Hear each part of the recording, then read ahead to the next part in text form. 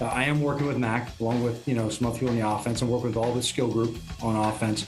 I'd say all of us are working collectively, all right, as a coaching unit to work with the entire offense. I got a chance to see him last year in training camp practices and all that, and he's done a great job coaching us, and he's seen a lot of football. I mean, obviously he's been around football for a long time, whether that be as a head coach, special teams, playing the position himself.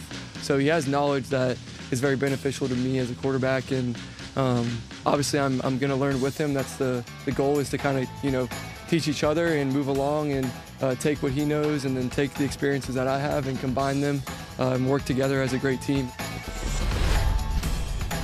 You can just feel the stress from Mac Jones. Don't say anything dumb. Don't say anything that's going to make Coach mad. Don't say anything I shouldn't say. Just say pretty much nothing. But he said a few things. Joe Judge. You're swapping out Josh McDaniels for Joe Judge. Josh McDaniels, now the head coach of the Raiders. Joe Judge, former coach of the Giants, was special teams coordinator with the Patriots. Now he's back, and he's doing something. We don't know what, but he's doing something on the offensive side of the ball, which includes, obviously, working with Mac Jones. I mean, look, this is the bottom line, and we see this with quarterbacks, Chris. One of the reasons they get ruined, one of the reasons they don't live up to their potential, they don't reach their ceiling, is they don't have continuity in the coaching staff from one year to the next. And this is a critical year for Mac Jones to not have Josh McDaniels, who was a big reason for his success last year. Yeah, no, it is. It's a critical year. There's no question. Yes, I mean, Josh McDaniels is special, as we talk about all the time. I mean, he's definitely one of the best play callers in football over the last 15 and 20 years. I mean, some would argue maybe he's the best. So he's like, as far as Mac Jones, yeah, he's losing a little bit of a support system, a guy with great knowledge, tricks, creativity, no question about it. That's a big loss. But at the same time, it's less concerning in this place as compared to others. It's New England, and it's Bill Belichick. And they are the place that, yes, can get away with this because of Bill Belichick. Belichick he's very hands-on with the quarterbacks as well.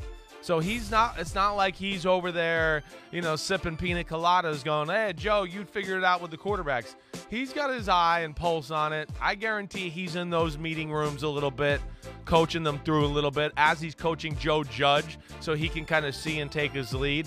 That would be at least my experiences there, seeing that and knowing that, how Bill Belichick operates. I would think he's a little more involved in the quarterbacks than usual.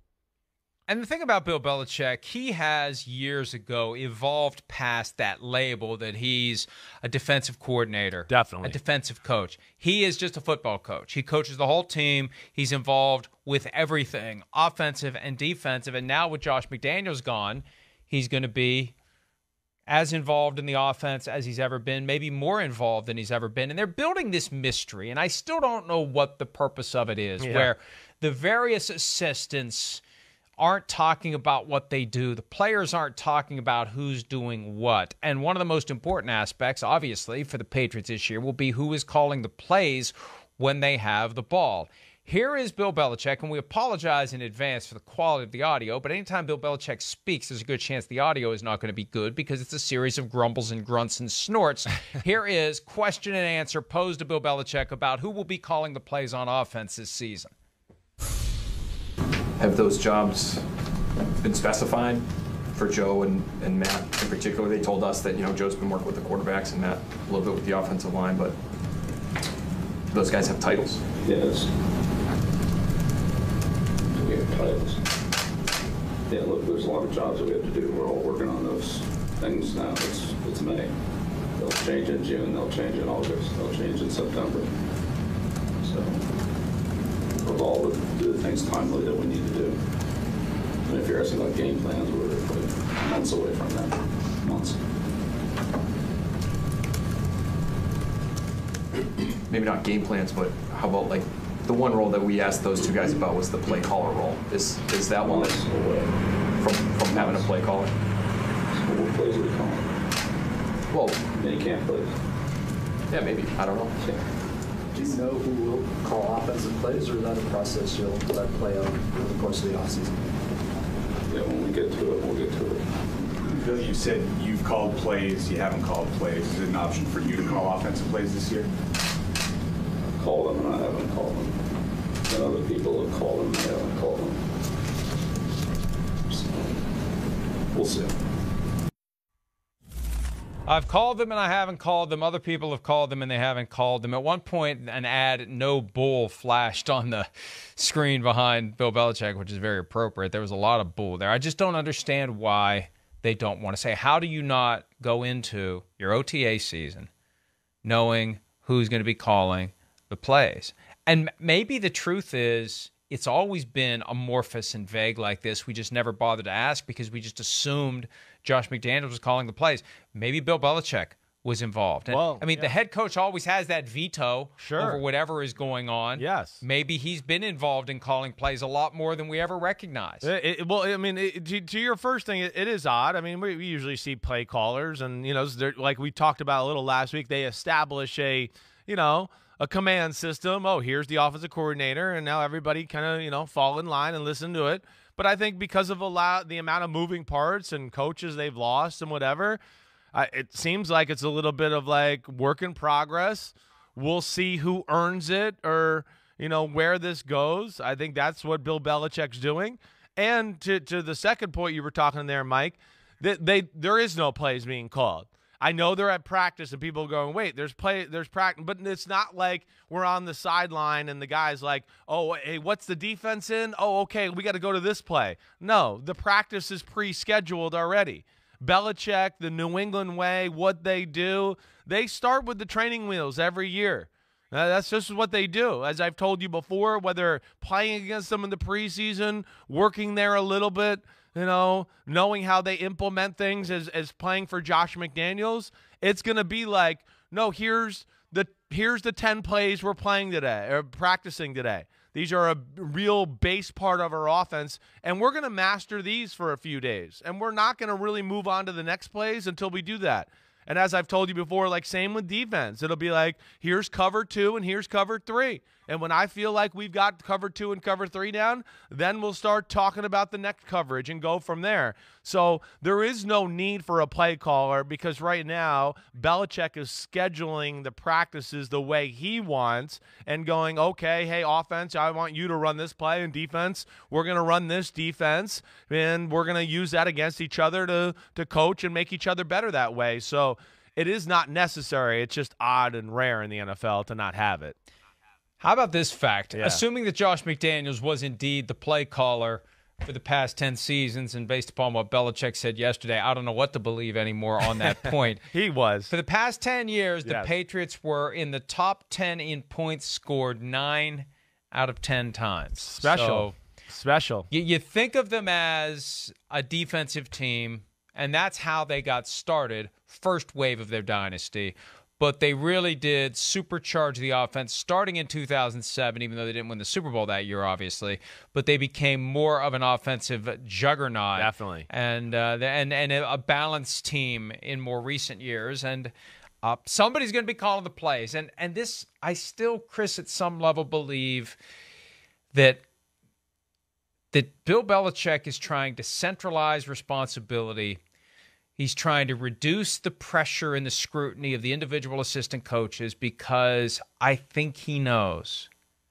If he didn't know before they got the crap kicked out of them by the Bills in prime time to end their 2021 season, was it 47-17? Was that the score? It was something obscene like that. Yes, off the top of my head. And his son, Steve, supposedly the de facto defensive coordinator.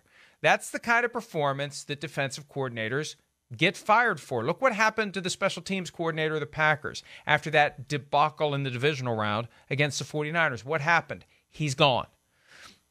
Well, Bill isn't going to fire one of his kids. And if you ain't going to fire one of your kids, it makes it harder to hold other people on the staff accountable as well. And you remove that storyline, you remove that avenue for criticism, or at least you minimize it if no one really knows what the various staff members even do.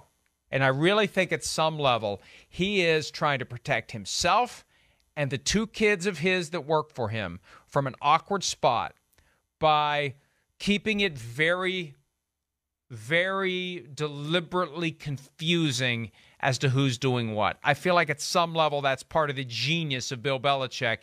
circling the wagons around the coaching staff. I don't doubt that. I mean, I don't think you're crazy for that thought. And I think it could really add, you brought this up last week. I think that could filter over, even though they're not his family, to the offensive side of the ball, to have those same thoughts of just going, wait, I'm not going to make this guy the marked man.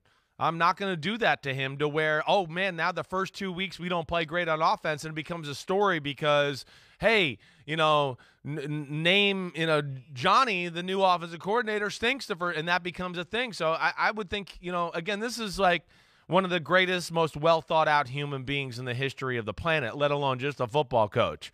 There's certainly, more to it to that. I also think, too, that, even with Stephen Belichick, if he, calling plays last year on the defensive side of the ball, again, I don't think it was just like, hey, Steven, call whatever you want.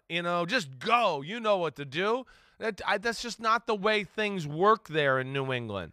They know going into the game, like, hey, this has been talked about. Belichick has discussed it thoroughly and mapped it out with him and Gerard Mayo. When we get third down in these situations, here's the 2 or 3 defenses you call. When we're in second down. So even though he's calling the plays, it's still backed up by the rest of the staff, too, that way. But, you bring up an interesting point, and I don't think you're necessarily wrong. I think there's probably some logic to that and to the offensive side, like I was saying.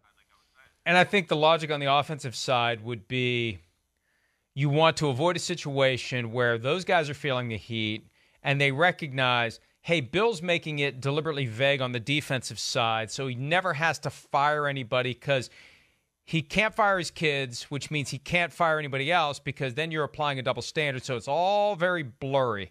And it's not blurry for us. We're the ones who are getting picked on. We're the ones who are getting called out. We're the ones who are potentially in jeopardy. So I think Belichick realizes you can't blur half the team. You got to blur it completely. If you're going to do this, it's got to be blurred everywhere, and you're giving nobody anything about who's doing what. It's going to be fascinating to watch. We've never dealt with this before. No. Where we don't know what the duties are of the coaches. I know. And he's kind of been moving in that direction in recent years with the defensive side. You never quite know who's calling plays. Right. He doesn't give out the title of coordinator very often. And now maybe the same thing is going to apply across the board. Hi, I'm Mike Tirico, and thanks for watching. Make sure to hit subscribe for the latest news and highlights from NBC Sports.